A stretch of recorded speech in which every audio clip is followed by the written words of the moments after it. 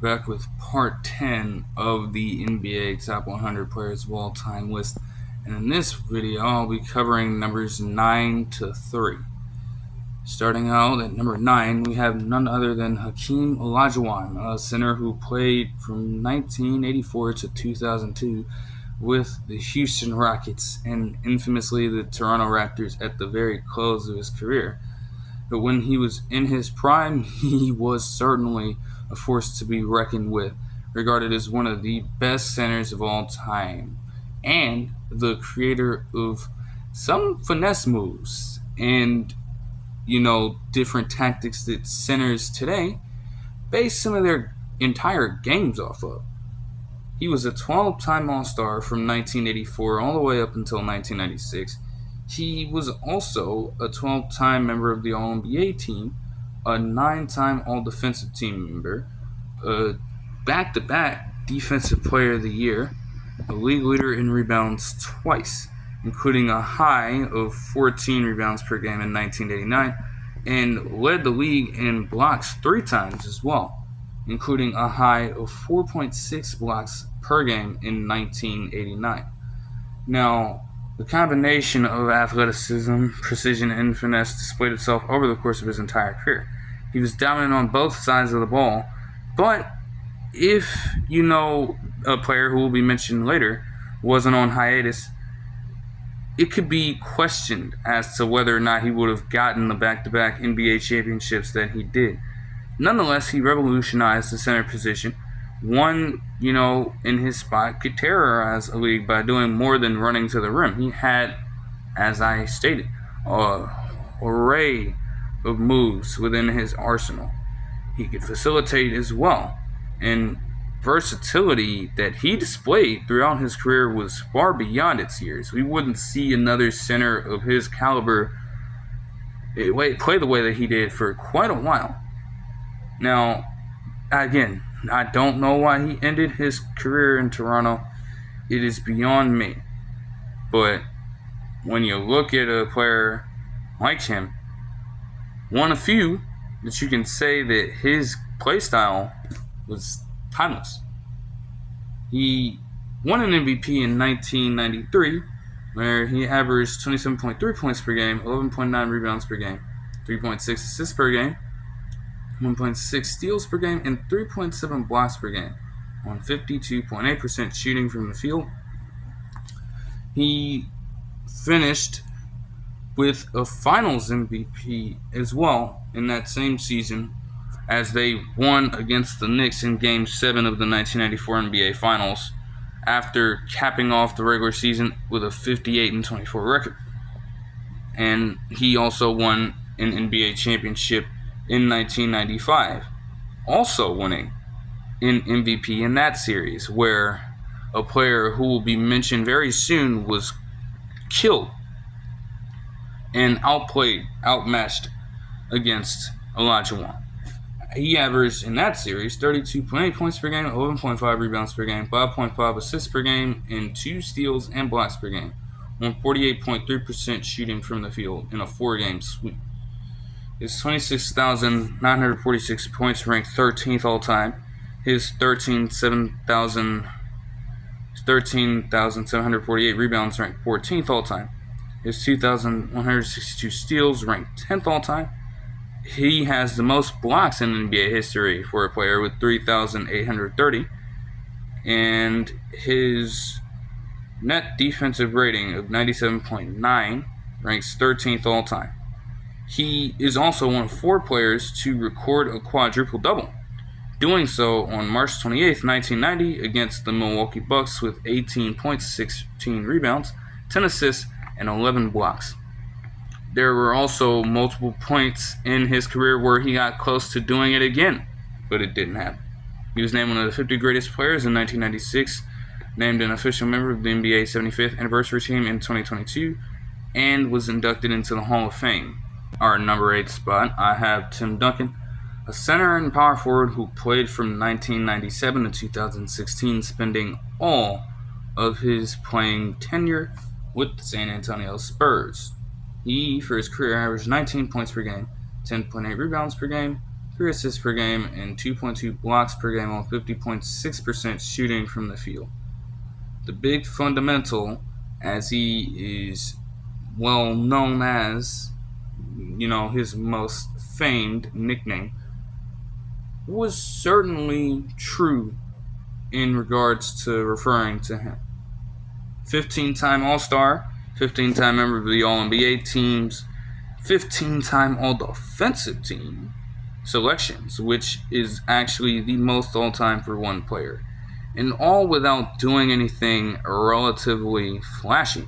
I mean, you were never going to get that from a player like Tim Duncan. The intricacies of the game just came natural to him. And even stating that is just not accounting for all that he was able to do. He was an undeterred force on the defensive end, and he was one of the most sound, fundamental offensive players the game had ever seen to that point. The Spurs dynasty would not have been what it was made out to be in the early 2000s and 2010s if not for Tim Duncan being at the helm in the fashion that he was. His quiet nature and lack of flash was a bit, important in terms of the influence he had when it comes to lists like these in the past, because they would just underrate him. But you can't deny what he was able to bring to the Spurs franchise. He won 2 MVPs in back-to-back years in the early portion of his career in 2001 and 2002, though they both had differing results. Both teams nearly reached 60 wins, and 2002 actually saw the team, match that threshold, as his scoring kind of dipped in between 01 and 02. Rebounds were relatively the same. Blocks were relatively the same. Efficiency and facilitating were relatively the same as well. But they lost in the Western Conference semifinals to the Lakers dynasty in 01 and managed to make it to the NBA Finals and beat the New Jersey Nets in the 2002 season. He would win 4 other NBA championships in his career, including one in 1999 that saw him get a Finals MVP in his highest scoring output in an NBA Finals series with 27.4 points per game, as he won against the Knicks in 5 games, or led the team to do so, and effectively saved David Robinson's career here with that championship. He also won one in the aforementioned series against New Jersey, as he averaged 5.3 blocks per game, which is an all-time NBA Finals record, averaging 24.2 points per game and 17 rebounds per game in 6 to get another championship win. He would win one more Finals MVP in 2005, averaging 20.6 points per game, 14.1 rebounds per game, 2.1 assists and blocks per game on 41.9% shooting from the field in 7 games against the underdog Pistons squad. And then he would pick up 2 more in 2007 and 2014. He has the 6th most all-time points in the playoffs, as well as the 3rd most all-time rebounds in the playoffs. Overall, his 26,496 points and 15,091 rebounds ranks 16th and 6th all-time in NBA history. His combined defensive rebounds in the playoffs and the regular season are the most all-time for one player. His 568 blocks in the playoffs are the most all-time for a player, while his 3,020 overall ranks 5th. His 106.3 defensive win shares are the 2nd most by a single player. His value over replacement player of 91.1 ranks 7th all-time. His net defensive rating of 95.6 ranks 3rd all-time. And he has the most double-doubles by a single player in NBA history with 841.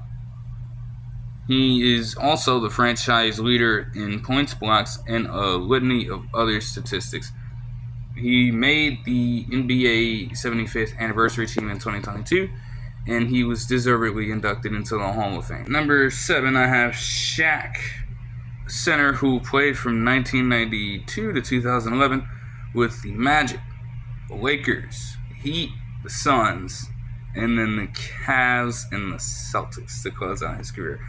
He averaged 23.7 points per game, 10.9 rebounds per game, 2.5 assists, 2.3 steals, and 2.7 blocks per game on 58.2% shooting from the field. A 15-time All-Star, a 14-time member of the All-NBA teams, a 3-time member of the All-Defensive teams, a league leader in scoring 2 times, and a league leader in field goal percentage 10 different times, including a high of 60.9% in 2008. He was also a player who averaged at least 21 points and 10 rebounds for the first 13 seasons of his career. You may be, questioning the, legitimacy in terms of the dominance of some players who came before Shaquille O'Neal. But what one can't deny is that he is probably, for most NBA fans, the most dominant big man to ever step foot on the court. At the very least, he's probably the most physically imposing player that the league has seen in its lifetime. He was a traditional center in every facet, and yet he was such an inevitable force and a movable object. Defenders would rather hack him, the phenomenon that went on for the entirety of his career, simply because he just was not effective at the line at all. But if you were not trying to send him to the free throw line and bait him into a less efficient shot, you were going to get back down in the post and bullied out of his paint. And that happened more often than it didn't. He was not in peak shape after he departed from the Orlando Magic. Keep this in mind. And especially when he got to Cleveland and Boston for his past 2 seasons to finish out his career, you could tell that it just was not there for him anymore. More damage could have been done to the league at that point if he just continued to stay in shape, or was motivated to do so at least. And it was a true blast from the recent past of that time. I mean, it captivated so many people. Still, you wonder why he only got 1 MVP if he was regarded as that dominant. And really, I have no answer to that question. Regardless, a player like Antetokounmpo has gotten praise for being as dominant as he has. He even got props from Shaq all those years back. But O'Neal set the standard for a player of his caliber to maintain that level of excellence and dominance in the NBA for a multitude of seasons, despite all of the downsides and the setbacks, especially the very contentious beef with a player who will certainly be mentioned later on this list. He won his only MVP, as I mentioned, in 1999, and he averaged 27.9 points per game, 13.6 rebounds per game, 3.8 assists per game, 3 blocks per game, all on 57.4% shooting from the field, as the team finished 67-15, winning in 6 games against the Pacers in the NBA Finals, and with Shaq also securing his first of 3 Finals MVPs in 4 different championships, including the 3 consecutive with the Lakers and his tenure with the Heat in 2006, acquiring another one there as well. In that 2000 series, he was just absolutely dominant. 38.3 points per game was certainly up there in terms of overall performances for a single player in the finals. He also came down with 16.7 rebounds per game, 2.3 assists per game, a steal per game, 2.7 blocks per game on an efficient 61.1% shooting from the field. 2001 and 2002 would see more of the same, as he managed over 33 points per game in both, getting a lot of blocks as well and averaging at least 57.3% shooting from the field in both, as they won against New Jersey in 2002 and one in 2001 as well. He ranks 6th all-time in double-doubles with 727. His 28,596 points ranked 9th. His 13,099 rebounds ranked 15th.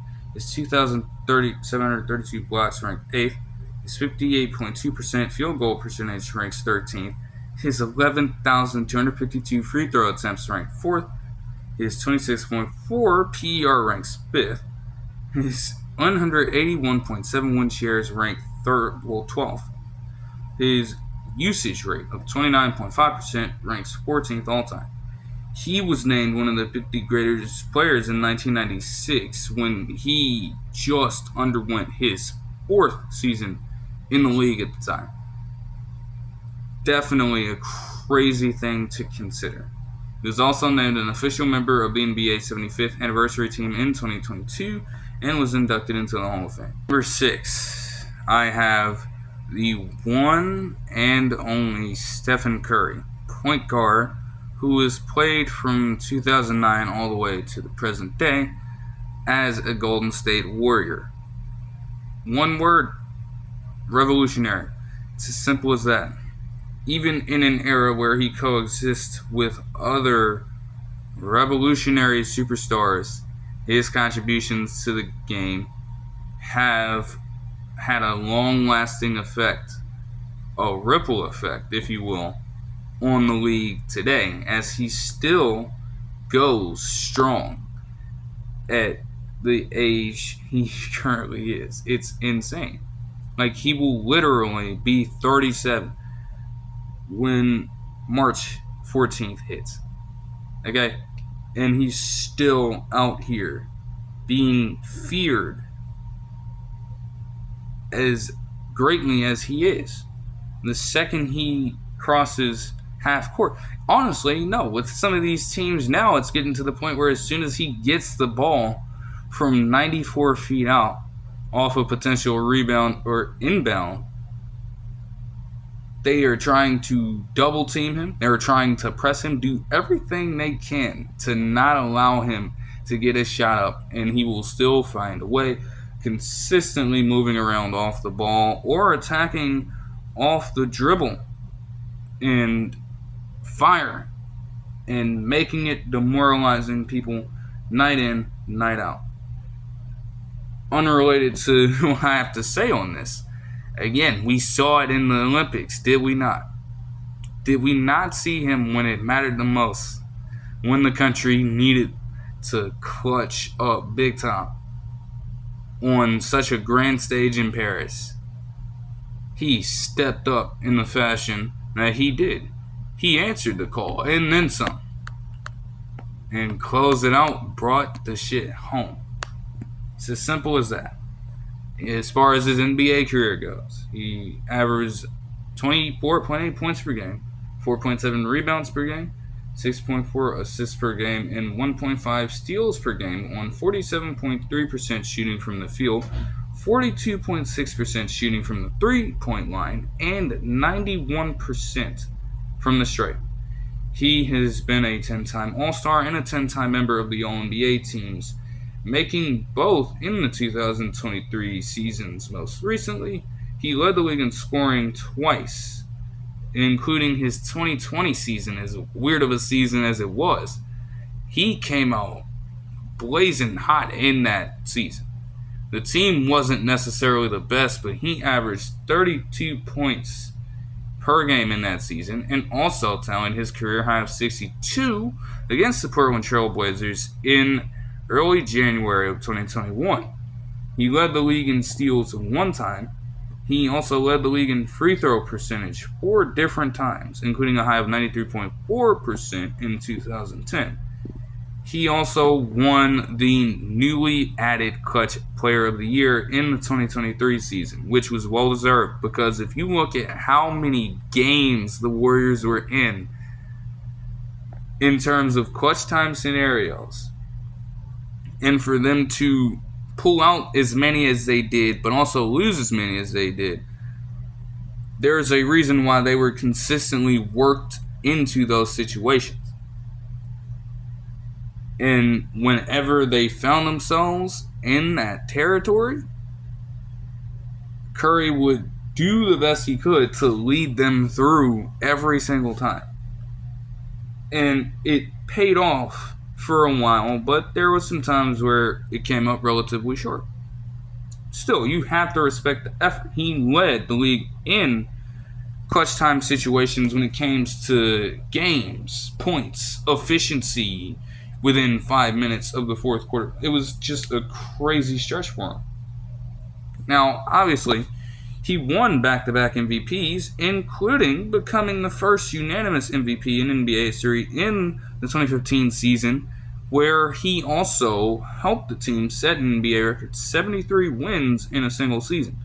And they also tallied 24 straight wins in that season, which was the fourth longest stretch in NBA history. But infamously, they lost in a 7-game series to the Cavaliers after being up 3-1 that year.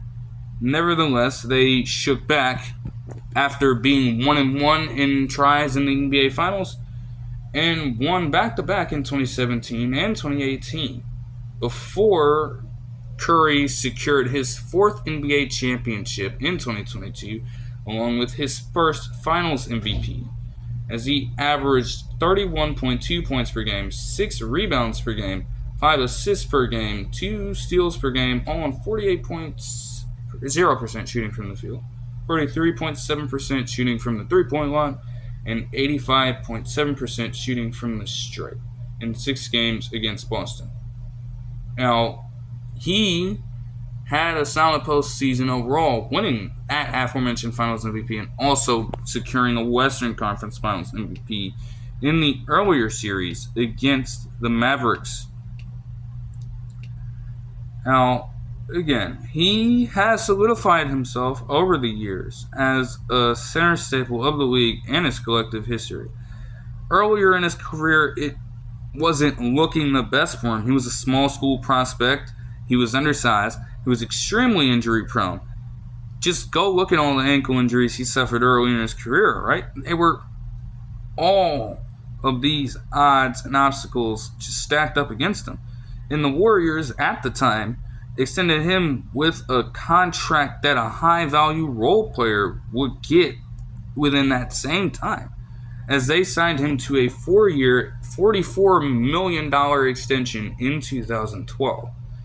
Not a single person outside of potentially himself at that point expected him to revolutionize the game and just take the entire league by storm. And as he was doing it too, he was undervalued, underrated, and overlooked. But no one person could logically commit to these actions anymore after these games. Now, obviously, with some of the moves that were made this season, it's looking like the dynasty aspect of the team might be at its very close. But his self-assertion as a dominant player and a key piece of probably the most dominant franchise, you can argue, of the last couple decades was a truly special sight to see for all fans of the league. And even he has stated that he remains in his prime. He isn't a player that focuses heavily on athleticism and is an elite shooter, the greatest shooter of all time. Now, other ventures have been, pursued by him out of the game, like foundations for the youth, general philanthropy, and other sorts. He also has his own mockumentary-style TV show at this current moment on Peacock. Now, how dominant could he truly be without help? That's a question that some people asked as soon as Kevin Durant left, because he just got all the attention in terms of awards when it came to championships while he was there. But the 2022 playoff run put a close to all that talk. And they are consistent, the Warriors, when it comes to winning, when he plays on the court for them. The 2019-20 season that he missed all but one game for the rest of the season after missing a multitude after he went down in the fifth game with a hand injury where Aaron Baines fell on him. They finished 15-50 that year. Just goes to show. His 23,668 points, ranked 35th all time. His 6,119 assists, ranked 39th all time, and 8th amongst active players. His 1,473 steals, ranked 7th amongst the active players in the league right now. He has the highest clip from the free throw line in NBA history. He has the sixth highest true shooting percentage at 62.6%. He has been the league leader in three-pointers made 8 different times and tallied 402 in his aforementioned 2015 season, which is the highest mark all time. His 6.2 offensive box plus minus ranks 4th all time. His 29% usage rate ranks 23rd, and his 10 triple-doubles rank 59th. He also set the record and is still going. He currently sits at 3,747 three-pointers made, which is the highest mark of all time. On December 15th of 2021, he broke the record previously held by Ray Allen in a game against the New York Knicks, breaking it in the first quarter at the 7-minute and 34-second mark. The shot was contested by one Nerlens Noel, and he hit the shit. They gave the pause and, gave him a standing ovation during that period of time. He has been named an official member of the NBA's 75th anniversary team, and there's honestly no doubt that he's solidified his path to the Hall of Fame. It's just not official yet because obviously they're not going to induct anyone that is an active player. Now, maybe there is precedent for that with how wacky history can be, but there's a reason why, if it did happen, for whatever reason, it doesn't anymore.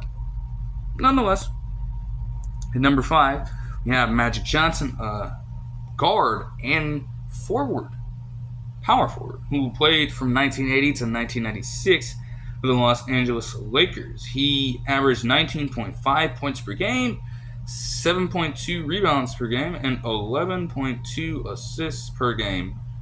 Also averaging 1.9 steals per game on 52% shooting from the field and 84.8% from the line.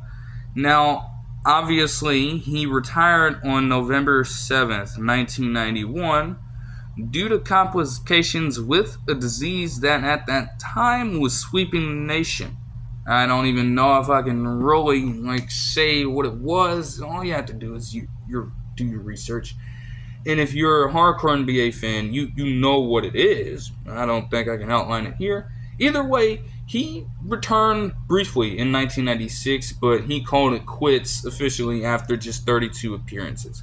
He did not play the entire season, so that is why there's an asterisk there. He was a 12-time All-Star, and he got an honorary nod in 1991 despite not playing that full season. He also made 10 All-NBA teams. He led the league in assists 4 different times and led the league in steals twice. He won 3 different MVPs. He won in 1986 with a relatively successful season, as the team finished 65-17 and won in 6 games against the Celtics in the NBA Finals that year. Won back-to-back MVPs in the 1988 and 1989 seasons, reaching the NBA Finals in 88 and losing in a sweep against the Pistons, and then in a 63-19 season in 89 lost in 5 games to Phoenix in the Western Conference semifinals.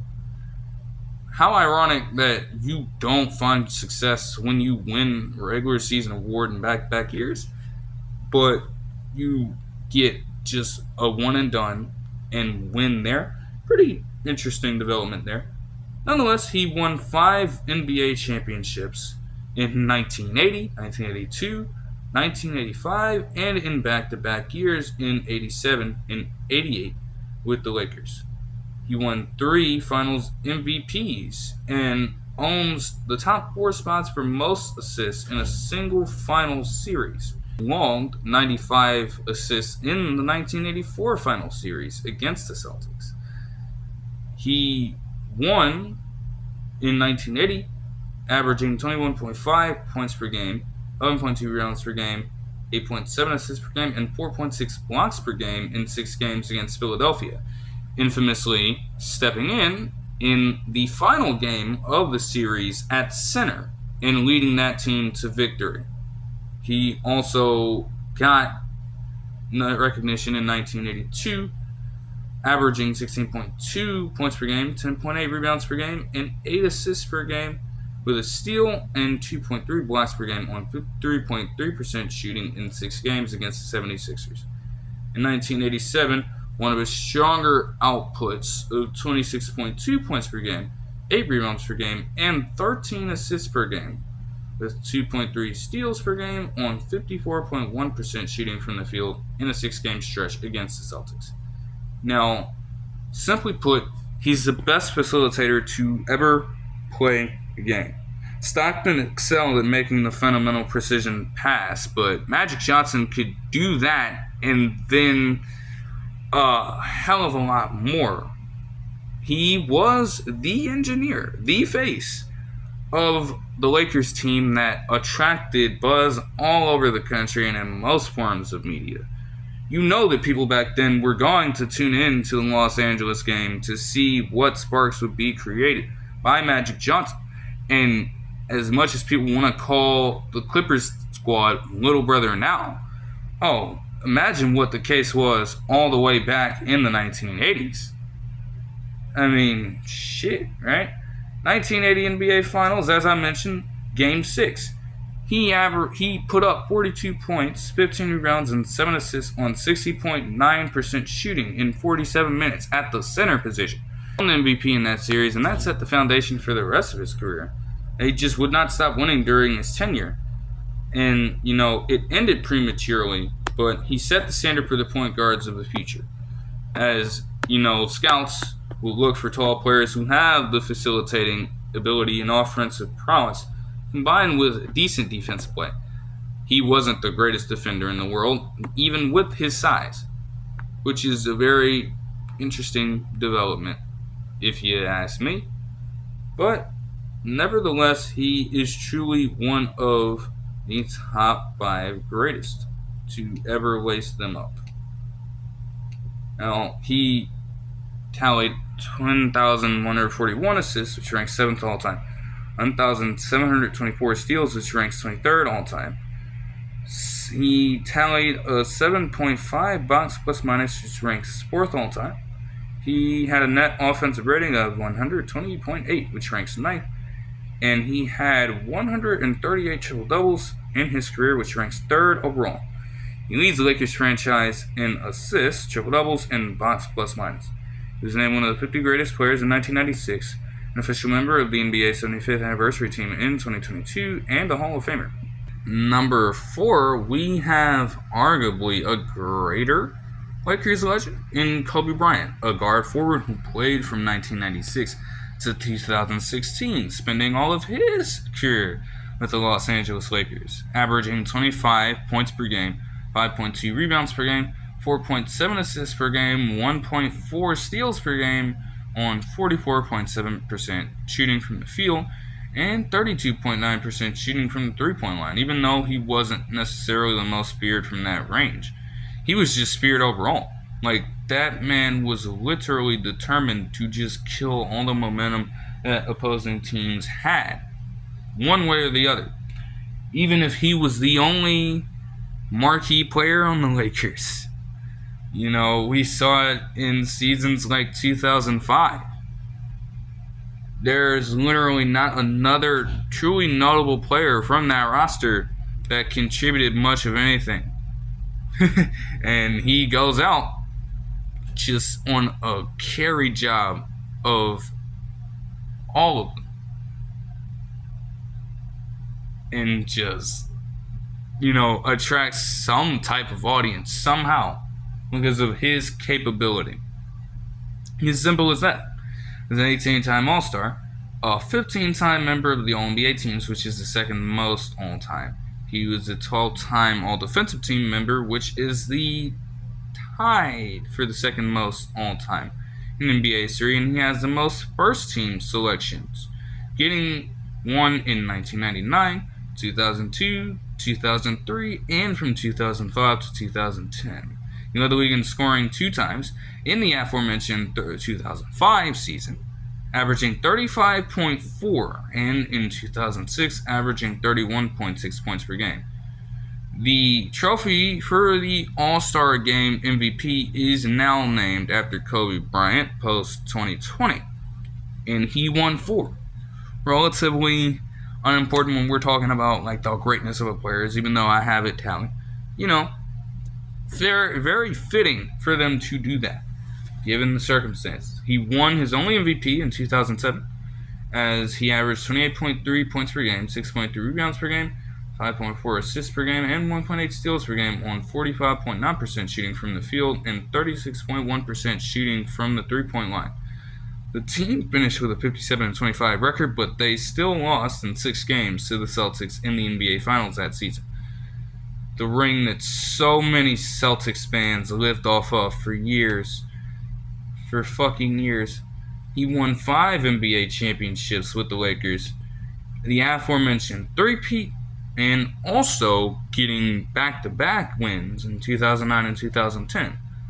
He won back-to-back Finals MVPs in that same stretch, beating Orlando in 5 games and averaging 32.4 points per game, 5.6 rebounds per game, 7.4 assists per game, and 1.4 steals and blocks per game on 43.0% shooting from the field in 2009, and beating the Celtics in 7, averaging 28.6 points per game, 8 rebounds per game, 3.9 assists per game, and 2.1 steals per game on 40.5% shooting from the field and 88.3% shooting from the stripe in 2010.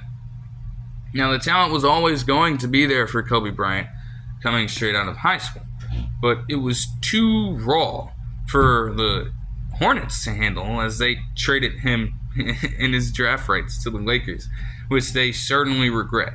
Now, even with that, Kobe struggled early on. The Western Conference semifinal series against the Jazz in his rookie season saw him average just 8.8 points on 31.6% shooting from the field, and he notably airballed on a string of possessions in a game to lose the series.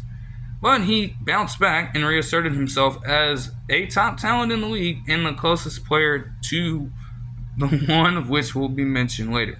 But, he had an unrelenting work ethic, which was more important than all of the other qualities he possessed. They were certainly important in helping him get where he needed to be, but to maintain that excellence, you have to credit his mentality. Now, obviously, January 26, 2020 will go down as a sad day in general history for most people, especially for the NBA fans out there. You didn't lose just a dynamic player on the court, but that man was a father to multiple daughters, a husband to a wife, beacon of light to the youth, a mentor, a man for the people, and the symbol of what it meant to dedicate oneself to a mindset that breeded determination and perseverance. He was very well-rounded. He had his own series on ESPN called Detail, where he broke down game film from live NBA games. And he also made a poem called Dear Basketball, created as an ode to his retirement initially. That was turned into a short film with his contributions, and he actually won an Oscar in 2018 for this project. Now, his stories, as they relate to a diverse range of contexts, because everyone, you can find any legitimate hooper out there from the past 2 decades or so, they're gonna have a Kobe Bryant story, and they will certainly live on. He will not be forgotten. His 81-point performance on January 22nd, 2006 against Toronto is the second highest. His 33,643 points ranked 4th all time. His 1,944 steals ranked 16th all time.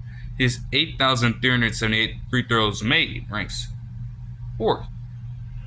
His 172.7 win shares ranked 16th.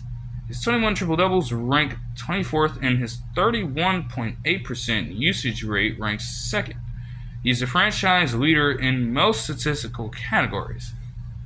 He was named an official member of the NBA 75th anniversary team in 2022 and a Hall of Famer. Number 3, I have Kareem Abdul-Jabbar, a center who played from 1969 to 1989 with the Milwaukee Bucks and the Los Angeles Lakers to cap off his career. He averaged 24.6 points per game, 11.2 rebounds per game, 3.6 assists per game, and 2.6 blocks per game. He has the second most All-Star appearances with 19. He has the second most All-NBA team selections with 15. He has tied for the fourth most All-Defensive selections with 11. He led the league in scoring twice in back-to-back seasons, including a 1971 season that saw him average 34.8 points per game. He led the league in rebounds one time in 1975 with 16.9 rebounds per game, and he also led the league in blocks 4 different times, including a high of 4.1 in the 1975 season. He won 6 different MVPs, all with mixed results. He won an MVP in 1970, while having his team finish 66-16 and winning a 4-game sweep against the Baltimore Bullets in the NBA Finals. But then he lost in 1971 in the Western Conference Finals to the Los Angeles Lakers in 6 games, despite winning an MVP and finishing with a 63-19 record. In 1973, more of the same in terms of the losing aspect in the playoffs, as he lost in 7 games to the Boston Celtics in the NBA Finals, after having a regular season that saw his team finish the 59-23 record and averaging 27 points per game, 14.5 rebounds per game, 4.0 assists per game, 1.4 steals per game, and 3.5 blocks per game on 53.9% shooting in the regular season. The team finished 40-42 in 1975 under Bill Sharman in his first season with the Lakers, as he averaged 27.7 points per game, 16.9 rebounds, 5 assists per game, 1.5 steals per game, and 4.1 blocks per game, with 52.9% shooting from the field. In 1976, he lost in 4 games to Portland in the Western Conference Finals, despite winning MVP and finishing with a 53-29 record. In 1979, with multiple head coaches in Jack McKinney and Paul Westhead, the Lakers won in 6 games against Philadelphia in the NBA Finals as the team finished 60-22 overall, and as Abdul-Jabbar picked up his final MVP, averaging 24.8 points per game, 10.8 rebounds per game, 4.5 assists per game, a steal, and 3.4 blocks per game on 60.4% shooting. He also won 6 NBA championships, including 1 with Milwaukee and 5 with the Lakers, winning a Finals MVP with both teams, Milwaukee in 1971 and Los Angeles in 1985, averaging 25.7 points per game, 9 rebounds per game, 5 assists per game, a steal, and 1.5 blocks per game on 60.4% shooting, which is very wild to think about. Now, obviously, Abdul-Jabbar was the best of the traditional big men out there, even if you want to give guys like Shaquille O'Neal and Olajuwon praise. Jabbar set the precedent. He had mastery in the paint as a scorer and as a defender, with a sky hook and the length to deter any shot imaginable. He entered the league as Bill Russell departed and Wilt Chamberlain started to regress a little bit for his bombastic standards, right? There were similarities between them both, and it could be argued that their careers were panning out in similar ways. They had 1 championship only before moving on to their second team, and numbers that Wilt posted at that point were still on a completely different level than that of Kareem Abdul-Jabbar. But he solidified his legacy and his placement on the list by having the impact he did for the Lakers dynasty of the 1980s, with Magic Johnson at the helm. and he reinvigorated alongside him a life into the league and a culture of winning in Los Angeles. One could say that he was in the right place at the time. One can say that he was in the right place in the right time, and while that may certainly be true, he still had to contribute, and he more than did his part on both sides of the ball. His name and culture is forever immortalized as well. It's not just in basketball. He had a name change of, very high precedence during the civil rights era and the height of other social issues that certainly garnered dislike from a lot of people at the time. He took part in multiple efforts and movements relative to forms of activism against these chaotic sentiments that affected society back then and still managed to today. Now, he, reached 38,307 points in his career, which was the most in NBA history until February 8th of 2023.